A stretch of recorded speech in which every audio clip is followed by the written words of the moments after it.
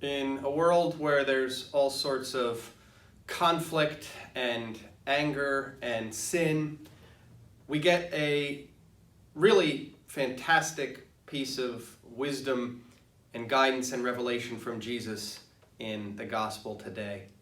He says if someone sins against you, first you go to them, tell them what they did.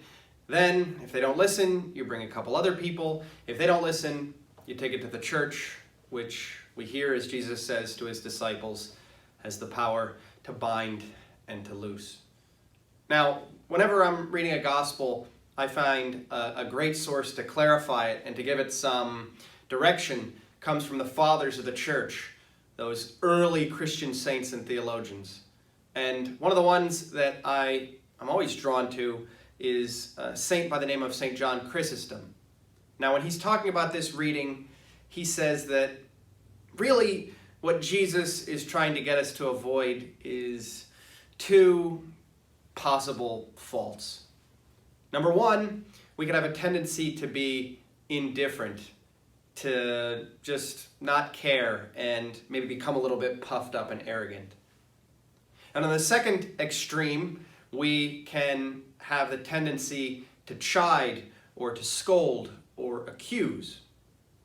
But St. John Chrysostom says that in this reading, what Jesus is asking us to do is neither of those things. To recognize when someone sins against them, and in charity to bring it up with the person, but to do so out of love, to do so out of mercy, to do so in an effort to bring both of you closer to God.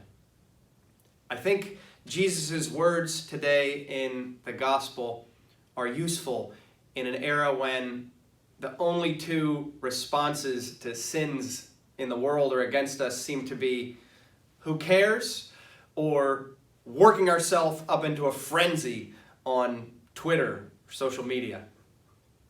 Jesus offers us a third way, to speak with one another, first privately and then with others. To do everything out of a sense of charity, of mercy, so that not only the person who sins against us, but we can move closer to our God and the promise he has for us.